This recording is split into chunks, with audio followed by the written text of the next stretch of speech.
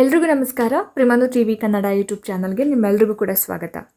ಸ್ನೇಹಿತರೆ, ಇವತ್ತಿನ ವಿಡಿಯೋದಲ್ಲಿ TET ಪರೀಕ್ಷೆಯ ಒಂದು ಸಿಲೆಬಸ್ ಬಗ್ಗೆ ನಾವು ಡಿಸ್ಕಸ್ ಮಾಡ್ತಾ ಹೋಗೋಣ. ಸೊ ಇಷ್ಟು ದಿನ TETಯ ಒಂದು ನೋಟಿಫಿಕೇಷನ್ ಆಗಿಲ್ಲ ಅನ್ನೋದೇ ಒಂದು ದೊಡ್ಡ ಸಮಸ್ಯೆ ಆಗಿತ್ತು, ಒಂದು ದೊಡ್ಡ ತಲೆನೋವಾಗಿತ್ತು. ಸೊ ಇವಾಗ TET ನೋಟಿಫಿಕೇಷನ್ ಕೂಡ ಆಗಿದೆ. ಇನ್ನೇನೋ ಕೆಲವೇ ದಿನಗಳಲ್ಲಿ ಅಪ್ಲಿಕೇಶನ್ ಹಾಕೋದಕ್ಕೆ ಅವಕಾಶ ಕೂಡ ಮಾಡಿಕೊಡ್ತಾರೆ. ಸೊ ಅವರ ಒಂದು ಒಫಿಷಿಯಲ್ ವೆಬ್ಸೈಟ್ನಲ್ಲಿ. ಸೊ ಅದಕ್ಕೂ ಕೂಡ ಆದಷ್ಟು ಬೇಗ ಪ್ರಿಪೇರ್ ಮಾಡ್ಕೋಬೇಕಾಗುತ್ತೆ. ನೀವೆಲ್ಲರೂ ಕೂಡ ಏನೇನು ಡಾಕ್ಯುಮೆಂಟ್ಸ್ ಬೇಕು ಎಲ್ಲವನ್ನು ಕೂಡ. ಸೊ ಇವಾಗ TET ಪರೀಕ್ಷೆ ಇನ್ನೇನು 2 ತಿಂಗಳುಗಳಲ್ಲಿ ಆಗ್ತಾ ಇರೋದ್ರಿಂದ ನಾವು ಸಿಲೆಬಸ್ ಬಗ್ಗೆ ಡಿಸ್ಕಸ್ ಮಾಡಬೇಕಾಗತ್ತೆ. ಸಿಲೆಬಸ್ನ ಕಲೆಕ್ಟ್ ಮಾಡಿಕೊಂಡು ಯಾವ್ಯಾವ ಬುಕ್ಸ್ ಒಳ್ಳೆ ಬುಕ್ಸ್ ಇದ್ದಾವೆ, ಈ ಸಲ TET ಪರೀಕ್ಷೆನ ಫಸ್ಟ್ ಅಟೆಂಪ್ಟಲ್ಲಿ ಹೇಗೆ ಪಾಸ್ ಮಾಡ್ಕೊಳ್ಳೋದು ಅನ್ನೋದ್ರ ಬಗ್ಗೆ ನೀವು ಯೋಚನೆ ಮಾಡ್ತಾ ಇರ್ತೀರಾ. ಸೊ ಹಾಗಾಗಿ ಇವತ್ತಿನ ವಿಡಿಯೋದಲ್ಲಿ 2025ರ ಒಂದು ಶಿಕ್ಷಕರ ಅರ್ಹತಾ ಪರೀಕ್ಷೆ TETಗೆ ಸಂಬಂಧಪಟ್ಟ ಹಾಗೆ ಏನೇನೆಲ್ಲ ಸಿಲೆಬಸ್ ಇದ್ದಾವೆ ಅನ್ನೋದನ್ನ ಇವತ್ತಿನ ವಿಡಿಯೋದಲ್ಲಿ ನಾವು ತಿಳ್ಕೊತಾ ಹೋಗೋಣ. ಯಾರೆಲ್ಲ ಈ ವಿಡಿಯೋನ ನೋಡ್ತಾ ಇದ್ದೀರಾ ಎಲ್ಲೂ ಕೂಡ ಸ್ಕಿಪ್ ಮಾಡದೆ ಪೂರ್ತಿ ವಿಡಿಯೋನ ನೋಡಿ, ಜೊತೆಗೆ ಸಬ್ಸ್ಕ್ರೈಬ್ ಮಾಡ್ಕೊಂಡು ನೋಡೋದನ್ನ ದಯವಿಟ್ಟು ಮರಿಬೇಡಿ ಅಂತ ಹೇಳ್ತಾ ಜಾಸ್ತಿ ತಡ ಮಾಡೋದು ಬೇಡ, ಬನ್ನಿ ಆದಷ್ಟು ಬೇಗ ಇವತ್ತಿನ ವಿಡಿಯೋನ ಶುರು ಮಾಡ್ತಾ ಹೋಗೋಣ.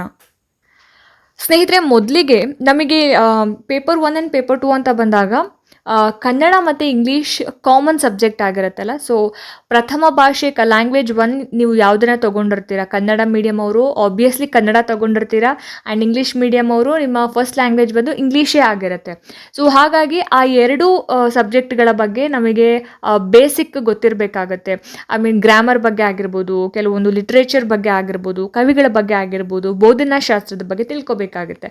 ಆ್ಯಂಡ್ ಕನ್ನಡ ಅಂತ ಬಂದಾಗ ನಾವು ಯಾವುದೆಲ್ಲ ವಿಚಾರಗಳ ಬಗ್ಗೆ ನಾವು ಕಾನ್ಸಂಟ್ರೇಟ್ ಮಾಡಿ ಓದಬೇಕು ಅಂತಂದರೆ, ಕನ್ನಡ ಭಾಷೆ, ಸಾಹಿತ್ಯ ಮತ್ತು ವ್ಯಾಕರಣ ಅಂತ ಬಂದಾಗ ಕನ್ನಡ ಭಾಷೆಯ ಒಂದು ಉಗಮ ಮತ್ತು ಆ ಒಂದು ಬೆಳವಣಿಗೆಯ ಹಂತಗಳು ಯಾವ್ಯಾವುದು, ಹಾಗೆಯೇ ಕನ್ನಡ ಸಾಹಿತ್ಯ ಚರಿತ್ರೆ ಅಂತ ಬಂದಾಗ ಹಳೆಗನ್ನಡ ಆಗಿರಬಹುದು, ನಡುಗನ್ನಡ ಆಗಿರಬಹುದು ಮತ್ತು ಹೊಸಗನ್ನಡ, ಇದರ ಬಗ್ಗೆ ಕೇಳ್ತಾರೆ.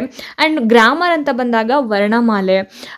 ಸೊ ವರ್ಣಮಾಲೆಯಲ್ಲಿ ಎಷ್ಟು ದೀರ್ಘ ಸ್ವರಗಳು ಯಾವುದು, ಹ್ರಸ್ವ ಸ್ವರಗಳು ಯಾವುದು, ಅನುನಾಸಿಕ ವ್ಯಂಜನ ಯಾವುದು, ವರ್ಗೀಯ ವ್ಯಂಜನ ಯಾವುದು, ಅವರ್ಗೀಯ ವ್ಯಂಜನಗಳು ಯಾವುದು, ಆಮೇಲೆ ಅನುಸ್ವರ ವಿಸರ್ಗ. ಸೊ ಬಹಳಷ್ಟು ಇದೆ ತಿಳ್ಕೊಳ್ಳೋಂಥದ್ದು ವರ್ಣಮಾಲೆಯಲ್ಲಿ, ಅದರ ಬಗ್ಗೆ ತಿಳ್ಕೊಬೇಕಾಗುತ್ತೆ. ಆ್ಯಂಡ್ ಸಂಯುಕ್ತಾಕ್ಷರ, ಗುಣಿತಾಕ್ಷರ, ನಾಮಪದ ಆಗಿರ್ಬೋದು, ಕ್ರಿಯಾಪದ ಆಗಿರ್ಬೋದು, ಸಂಧಿಗಳು.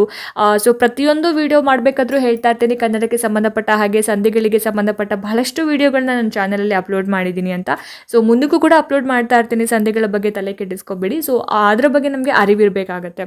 ಆ್ಯಂಡ್ ಸಮಾಸಗಳಾಗಿರ್ಬೋದು, ಕೃದಂತ, ತದ್ದಿತಾಂತ, ಅವ್ಯಯ ಆಗಿರ್ಬೋದು, ವಿರುಕ್ತಿ, ಜೋಡು ನುಡಿಗಳಾಗಿರ್ಬೋದು, ಪಡೆನುಡಿ, ನುಡಿಗಟ್ಟು ಮತ್ತು ಪದಗಳ ಒಂದು ಅರ್ಥ, ಸಮಾನಾರ್ಥಕ ಪದ ಆಗಿರ್ಬೋದು, ನಾನಾರ್ಥಕ ಪದಗಳಾಗಿರ್ಬೋದು, ಹಾಗೆಯೇ ಲೇಖನ ಚಿಹ್ನೆಗಳಾಗಿರ್ಬೋದು, ವಾಕ್ಯ ಪ್ರಕಾರಗಳು ಯಾವ್ಯಾವುದು, ಪತ್ರಲೇಖನ ಆಗಿರ್ಬೋದು, ಲಿಂಗ, ವಚನ, ವಿಭಕ್ತಿ, ಪ್ರತ್ಯಯಗಳು. ಸೊ ಇದೆಲ್ಲವನ್ನು ಕೂಡ ನಾವು ಗ್ರಾಮರ್ ಪಾರ್ಟಲ್ಲಿ ತಿಳ್ಕೊಬೇಕಾಗುತ್ತೆ. ಅದಲ್ಲದೆ ಆಗಲೇ ಹೇಳ್ದಂಗೆ ಸಮಾನಾರ್ಥಕ ಪದ, ನಾನಾರ್ಥಕ ಪದ, ವಿರುದ್ಧಾರ್ಥಕ ಪದ, ಸೊ ಆಪೋಸಿಟ್ ವರ್ಡ್ಸು, ಆಮೇಲೆ ಮೀನಿಂಗ್ಸು, ಇದೆಲ್ಲವೂ ನಾವು ತಿಳ್ಕೊಬೇಕು.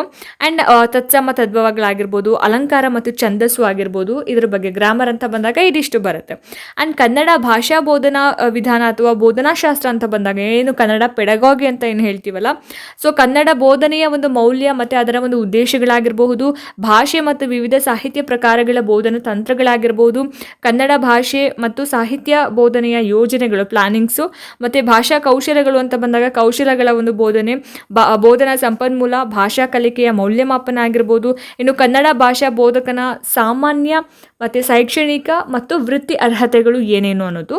ಇನ್ನು ಮಾತೃಭಾಷಾ ಬೋಧಕನ ಒಂದು ಪದ್ಧತಿಗಳು ಮತ್ತು ಆ್ಯಕ್ಷನ್ ರಿಸರ್ಚ್ ಅಂದರೆ ಕ್ರಿಯಾ ಸಂಶೋಧನೆ.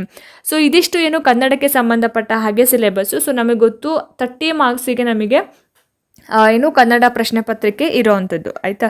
ಸೊ ಟೋಟಲ್ 150, ಆ 150 ಮಾರ್ಕ್ಸಲ್ಲಿ 30 ಅಂಕಗಳು ಏನಕ್ಕಿರುತ್ತೆ, ಕನ್ನಡ ಭಾಷೆಗೆ ಇರುತ್ತೆ. ಸೊ ಕನ್ನಡ ವ್ಯಾಕರಣ, ಸಾಹಿತ್ಯ ಚರಿತ್ರೆ ಅಂತ ಬಂದಾಗ ನಾವು ಯಾವ ಪುಸ್ತಕವನ್ನು ಓದಬೇಕು ಅನ್ನೋದನ್ನು ಕೂಡ ಇಲ್ಲಿ ಪರಾಮರ್ಶನ ಗ್ರಂಥಗಳು ಅಂತ ಹೇಳಿಕೊಟ್ಟಿದ್ದಾರೆ. ಕೆಲವೊಂದು ಗ್ರಂಥಗಳ ಹೆಸರು, ಲೇಖಕರು ಮತ್ತು ಪ್ರಕಾಶನ ಮತ್ತು ಇಸವಿ. ಸೊ ಇದರಲ್ಲಿ ಬಹಳಷ್ಟು ಕನ್ನಡ ಮಧ್ಯಮ ವ್ಯಾಕರಣ ಆಗಿರ್ಬೋದು, ಕನ್ನಡ ವ್ಯಾಕರಣ ದರ್ಪಣ, ಇದು ಬೆಸ್ಟ್ ಬುಕ್ ನನ್ನ ಪ್ರಕಾರ. ಸೊ ಇದು ಕನ್ನಡ ಹೊಸ ಕನ್ನಡ ಕನ್ನಡ ವ್ಯಾಕರಣ ಆಗಿರ್ಬೋದು, ಕನ್ನಡ ಭಾಷಾ ಚರಿತ್ರೆ ಆಗಿರ್ಬೋದು. ಸೊ ಬಹಳಷ್ಟು ಇಲ್ಲಿ ನಿಮಗೆ ಯಾವುದು ಅನುಕೂಲ ಆಗುತ್ತೆ ಆ ಒಂದು ಬುಕ್ಸ್ಗಳನ್ನು ನೀವು ಪರ್ಚೇಸ್ ಮಾಡ್ಬೋದು. ಸೊ ಈ ಒಂದು PDF ಲಿಂಕನ್ನು ನಾನು ಡಿಸ್ಕ್ರಿಪ್ಷನಲ್ಲಿ ಹಾಕಿರ್ತೀನಿ, ನೀವು ಹೋಗಿ ನೋಡ್ಕೋಬೋದು ನೀಟಾಗಿ. ಮತ್ತು ಇದು ತೊಗೊಳಕ್ಕಾಗಿಲ್ಲ ನಮಗೆ ಅಂತ ಹೇಳಿದ್ರೆ ಏನು ಟೆಕ್ಸ್ಟ್ ಬುಕ್ಸ್ಗಳೇನಿದಾವಲ್ಲ 6ನೇ ಕ್ಲಾಸಿಂದ 10ನೇ ತರಗತಿ ತನಕ ಟೆಕ್ಸ್ಟ್ ಬುಕ್ಸು, ಅದರ ಹಿಂದೆಗಡೆ ಭಾಷಾಭ್ಯಾಸ ಅಥವಾ ಚಟುವಟಿಕೆ ಆಕ್ಟಿವಿಟೀಸ್ ಅಂತ ಏನು ಕೊಟ್ಟಿರ್ತಾರೆ ಅದರಲ್ಲಿ ಕಂಪ್ಲೀಟಾಗಿ ಏನು ವ್ಯಾಕರಣಕ್ಕೆ ಸಂಬಂಧಪಟ್ಟಿರೋದನ್ನು ಕೊಟ್ಟಿರ್ತಾರೆ. ಇನ್ನು ಸಾಹಿತ್ಯ ಅಂತ ಬಂದಾಗ ಇನ್ನು ಹಳೆಗನ್ನಡ, ಹೊಸಗನ್ನಡ, ನಡುಗನ್ನಡ ಸಾಹಿತ್ಯಕ್ಕೆ ಸಂಬಂಧಪಟ್ಟಿರೋದನ್ನು ನೀವು ಟೆಕ್ಸ್ಟ್ ಬುಕ್ಸ್ ಓದಬೇಕಾಗತ್ತೆ. ಸೊ ಬೇರೆ ಬುಕ್ಸ್ ಪರ್ಚೇಸ್ ಮಾಡೋಕ್ಕಾಗಲ್ಲ ಅಂತಂದರೆ ಟೆಕ್ಸ್ಟ್ ಬುಕ್ಸ್ಗಳನ್ನ ರೆಫರ್ ಮಾಡ್ಬೋದು. ಸೊ ಇದಿಷ್ಟು ಕನ್ನಡಕ್ಕೆ. ಆ್ಯಂಡ್ ನೆಕ್ಸ್ಟು ಇಂಗ್ಲೀಷ್ ಅಂತ ಬಂದಾಗ ಇದು ಪೇಪರ್ 1 ಇಂಗ್ಲೀಷ್, ಇದು paper 1 and paper 2 is common subject. So English language 1 ಅಂತ ಬಂದಾಗ language comprehension, reading unseen passages, ಆಮೇಲೆ answering the question based on the given unseen passages. ಅಂದರೆ ಒಂದು ಪ್ರೋಸ್ ಕೊಡ್ತಾರೆ, ಒಂದು ಡ್ರಾಮಾ ಕೊಡ್ತಾರೆ, ಅಥವಾ ಒಂದು ಪೊಯೆಟ್ರಿ ಕೊಡ್ತಾರೆ. ಸೊ ಅದರಲ್ಲಿ ಏನು ಮಾಡಬೇಕಂತ ಹೇಳಿದ್ರೆ ಅದರಲ್ಲಿರ್ತಕ್ಕಂತಹ ಪ್ರಶ್ನೆಗಳಿಗೆ ಅಲ್ಲೇ ಉತ್ತರ ಇರುತ್ತೆ. ಸೊ ನೀವು ಅದನ್ನು ನೋಡ್ಕೊಂಡು ಬರೀಬೇಕಾಗುತ್ತೆ. And next pedagogy of language development, ಅದರಲ್ಲಿ ಏನೇನು ಬರುತ್ತೆ, ಲರ್ನಿಂಗ್ ಆ್ಯಂಡ್ ಅಕ್ವಿಸಿಷನ್ ಆಗಿರ್ಬೋದು, ಪ್ರಿನ್ಸಿಪಲ್ಸ್ ಆಫ್ ಲ್ಯಾಂಗ್ವೇಜ್ ಟೀಚಿಂಗ್ ಆಗಿರ್ಬೋದು, role of listening and speaking and functions of language and how children use it as a tool. So ಅದಿರುತ್ತೆ ಯಾವುದ್ರಲ್ಲದು pedagogy of language ಡೆವಲಪ್ಮೆಂಟಲ್ಲಿ ಬರೋವಂಥದ್ದು. And next critical perspective on the role of grammar in learning a language for communicating ideas verbally and in written form. Challenges of teaching language in a diverse classroom and language skills. Teaching learning materials ಅಂತ ಬಂದಾಗ text books, multimedia ಮತ್ತು multimedia materials, multilingual resource of the classroom, remedial teaching ಪರಿಹಾರಾತ್ಮಕ ಬೋಧನೆ, ಮತ್ತು multilingual ಅಂದರೆ ಬಹುಭಾಷಾ ಅಂತ ಹೇಳ್ತಾರೆ. ಸೊ ಇದಿಷ್ಟು ಏನು ಇಂಗ್ಲೀಷ್ ಲ್ಯಾಂಗ್ವೇಜ್ 1 ಇರೋರಿಗೆ. ಆ್ಯಂಡ್ ಇಂಗ್ಲೀಷ್ ಲ್ಯಾಂಗ್ವೇಜ್ 2 ಇರೋರಿಗೂ ಕೂಡ ಸೇಮ್ ಅದೇ ಒಂದು ಸಿಲೆಬಸ್ ಇರುತ್ತೆ. ಸೊ ಸೇಮ್ ಇರುತ್ತೆ, ಎರಡೂ ಒಂದೇ ಓದ್ಕೋಬೋದು. ಆ್ಯಂಡ್ ಇದಕ್ಕೂ ಕೂಡ ಏನು ರೆಫರೆನ್ಸ್ ಬುಕ್ಸು ಅಂತ ಬಂದಾಗ ಯಾವ ಬುಕ್ಸ್ನ ಓದಬೇಕು ಅಂತ ಬಂದಾಗ ಇಲ್ಲೇ ಇದೆ, glimpses of English prose and verse 9th standard English text books.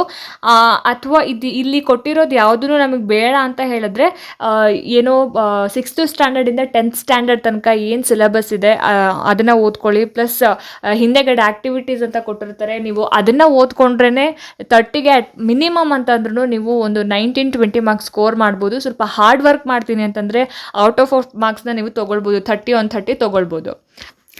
Next ಇನ್ನು ಸೋಷಿಯಲ್ ಸ್ಟಡೀಸ್ ಅಂತ ಬಂದಾಗ ಇದು ನಿಮಗೆ 60 ಮಾರ್ಕ್ಸ್ಗೆ ಇರುತ್ತೆ ಅಲ್ವಾ. ಸೊ ಪೇಪರ್ 2 ಅಂತ ಬಂದಾಗ ಸೋಷಿಯಲ್ ಸ್ಟಡೀಸು 60 ಮಾರ್ಕ್ಸಿಗೆ ಇರುತ್ತೆ. ಸೊ ಇದರಲ್ಲಿ ಏನೇನೆಲ್ಲ ಲೆಸನ್ಸ್ಗಳಿದ್ದಾವೆ, ಆಧಾರಗಳು. ಸೊ ಇಲ್ಲಿ ಫಸ್ಟು ಹಿಸ್ಟ್ರಿಗೆ ಸಂಬಂಧಪಟ್ಟಿರೋ ಹಾಗೆ 8th, 9th, 10th ಸಂಬಂಧಪಟ್ಟ ಲೆಸನ್ಸ್ ಇರುತ್ತೆ. ಆ್ಯಂಡ್ ನೆಕ್ಸ್ಟು ಜಿಯೋಗ್ರಫಿ, ಅರ್ಥಶಾಸ್ತ್ರ, ಹೀಗೆ ಏನು ಸಿಲೆಬಸ್ ವೈಸ್ ಕೊಟ್ಟಿರೋವಂಥದ್ದು.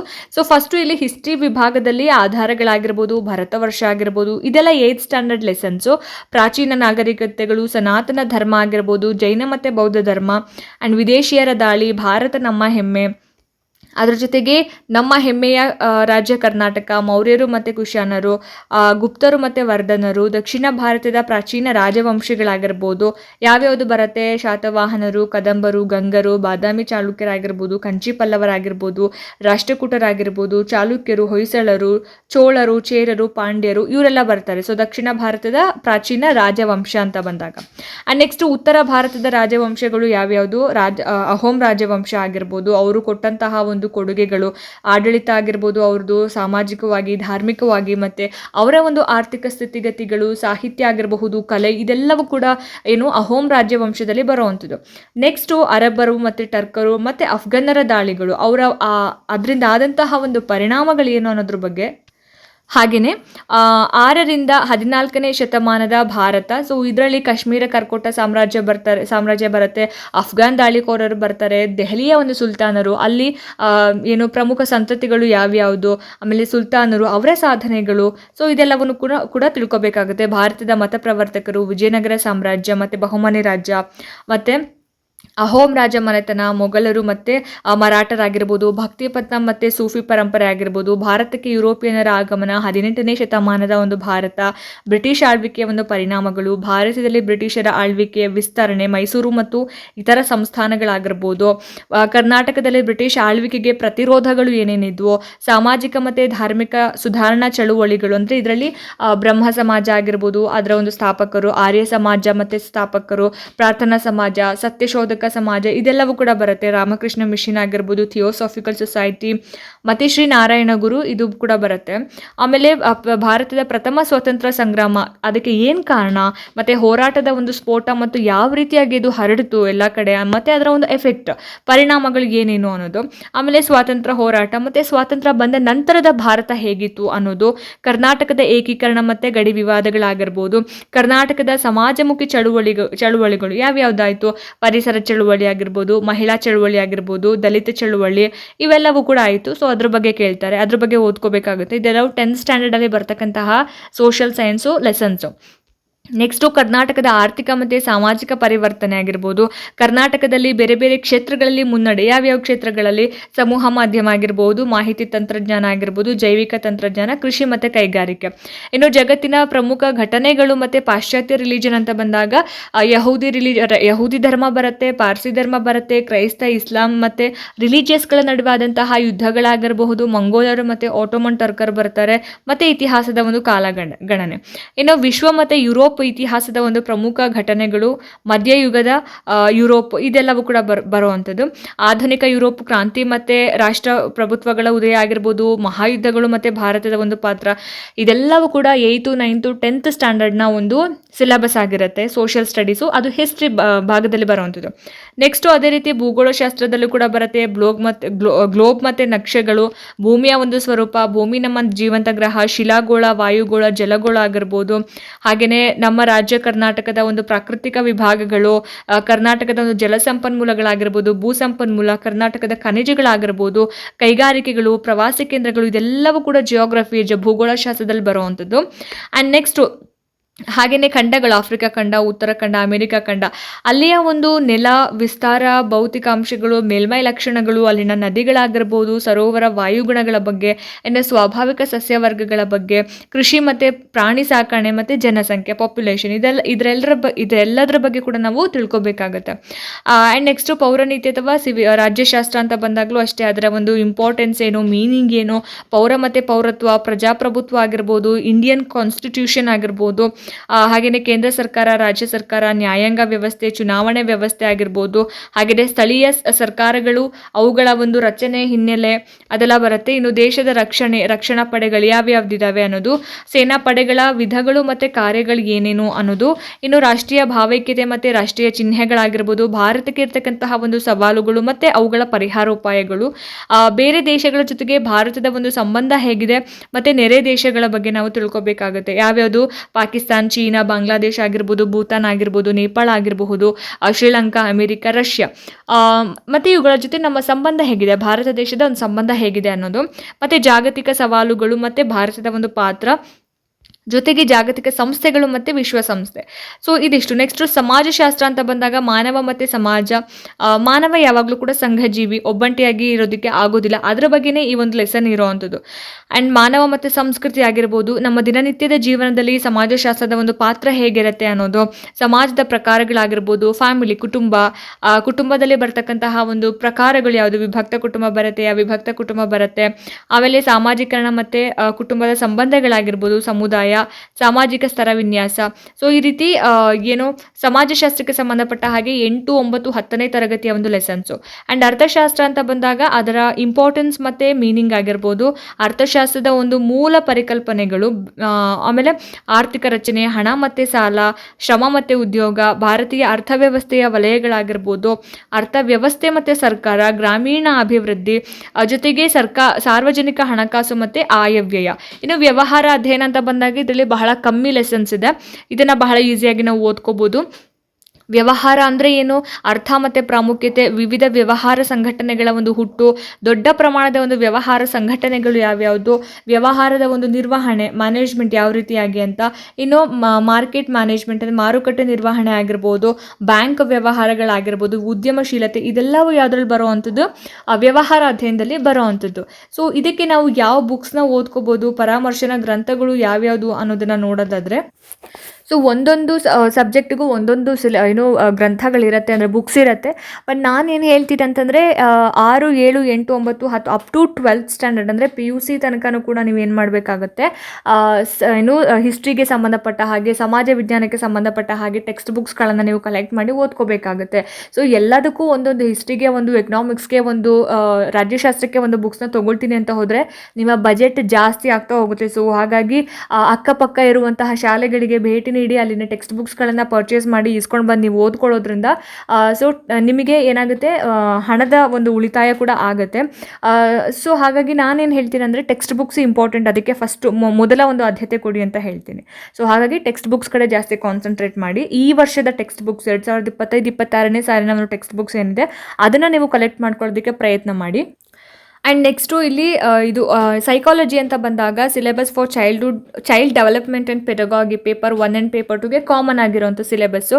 ಚೈಲ್ಡ್ಹುಡ್ ಆಗಿರ್ಬೋದು, ಅಡಾಲ್ಸೆನ್ಸ್ ಆಗಿರ್ಬೋದು, ಲರ್ನಿಂಗ್ ಆಗಿರ್ಬೋದು, ಇಂಡಿವಿಜುವಲ್ ಡಿಫ್ರೆನ್ಸಸ್ ಆಗಿರ್ಬೋದು, ಇನ್ಕ್ಲೂಸಿವ್ ಎಜುಕೇಷನ್ ಅಂತ ಬಂದಾಗ children with special needs, personality, mental health ಆಗಿರ್ಬೋದು, ಇಂಟೆಲಿಜೆನ್ಸ್ ಆಗಿರ್ಬೋದು, ಗ್ರೋತ್ ಆ್ಯಂಡ್ ಡೆವಲಪ್ಮೆಂಟ್ ಆಗಿರ್ಬೋದು, gender as a social construct ಆಗಿರ್ಬೋದು, ಪೆಡಗಾಗಿ ಮತ್ತು ಫ್ಯಾಕ್ಟರ್ಸ್ ಆಫ್ ಲರ್ನಿಂಗ್. ಸೊ ಇದಿಷ್ಟು ಏನೋ ನಿಮಗೆ ಸೈಕಾಲಜಿಯಲ್ಲಿ ಬರ್ತಕ್ಕಂತಹ ಒಂದಷ್ಟು ಲೆಸನ್ಸು. ಸೊ ಇದಕ್ಕೆ ಯಾವ್ಯಾವ ಬುಕ್ಸ್ನ ಓದ್ಕೋಬೇಕು ಅಂತ ಹೇಳಿದ್ರೆ ಇಲ್ಲೇ ಕೊಟ್ಟಿದ್ದಾರೆ ನೋಡಿಲಿ, name of the books and authors ಅಂತ. ಇದರಲ್ಲಿ ನಾನು ಯಾವುದು ನಿಮಗೆ ಪ್ರಿಫರ್ ಮಾಡ್ತೀನಿ ಅಂದರೆ HV ವಾಮದೇವಪ್ಪನವರ ಬುಕ್ ಆಗಿರ್ಬೋದು, ಮತ್ತು SK ಮಂಗಲ್ ಅಂತ ಎಜುಕೇಷನಲ್ ಸೈಕಾಲಜಿ ಇಂಗ್ಲೀಷ್ ಮೀಡಿಯಮ್ಗೆ ಆ್ಯಂಡ್ ಕನ್ನಡ ಮೀಡಿಯಮ್ಗೆ ಶೈಕ್ಷಣಿಕ ಮನೋವಿಜ್ಞಾನ. ಸೊ ನಿಮಗೆ ವಾಮದೇವಪ್ಪನವರ ಬುಕ್ಕು ತುಂಬ ಕಷ್ಟ ಅಂತ ಅನಿಸಿದ್ರೆ KM ಸುರೇಶ್ ಅವರ ಒಂದು ಸೈಕಾಲಜಿ ಬುಕ್ ಇದೆ, ಅದು ತುಂಬ ನೀಟಾಗಿ ನಿಮಗೆ ಅರ್ಥ ಆಗುತ್ತೆ, ಅದನ್ನು ಕೂಡ ನೀವು ಪ್ರಿಫರ್ ಮಾಡ್ಬೋದು. ಸೊ ಇದಿಷ್ಟು ಏನು ಪೇಪರ್ 2ಕ್ಕೆ ಸಂಬಂಧಪಟ್ಟ ಹಾಗೆ ಯಾವ್ಯಾವ ಬುಕ್ಸ್ನ ಓದಬೇಕು, ಜೊತೆಗೆ ಸಿಲೆಬಸ್ ಏನೇನು 2025ರ ಒಂದು TT ಪರೀಕ್ಷೆಗೆ ಯಾವ ವಿಚಾರದ ಬಗ್ಗೆ, ಯಾವ ಟಾಪಿಕ್ಸ್ ಬಗ್ಗೆ ನಾವು ಜಾಸ್ತಿ ಕಾನ್ಸಂಟ್ರೇಟ್ ಮಾಡಬೇಕು ಅಂತ. ಸೊ ಸಿಲೆಬಸ್ನ ಈಗಲಿಂದನೇ ಕಲೆಕ್ಟ್ ಮಾಡಿಕೊಂಡು ಓದೋದಕ್ಕೆ ಶುರು ಮಾಡಿ. ಬಿಕಾಸ್ ನಿಮಗೆ ಗೊತ್ತಿದೆ, ಡೇ ಬೈ ಡೇ ಎಲ್ಲ ಒಂದು ಅರ್ಹತಾ ಪರೀಕ್ಷೆ ಆಗಿರ್ಬೋದು ಅಥವಾ CET ಪರೀಕ್ಷೆ ಆಗಿರ್ಬೋದು, ಪ್ರಶ್ನೆ ಪತ್ರಿಕೆಯ ಒಂದು ಕ್ಲಿಷ್ಟತೆಯ ಮಟ್ಟ ಎಷ್ಟಿದೆ ಅನ್ನೋದು ನಿಮಗೆ ಗೊತ್ತಿದೆ. ಲಾಸ್ಟ್ ಇಯರ್ ಪೇಪರ್ನ ನೋಡಿದ್ರೆ ಗೊತ್ತಾಗುತ್ತೆ ನಿಮಗೆ.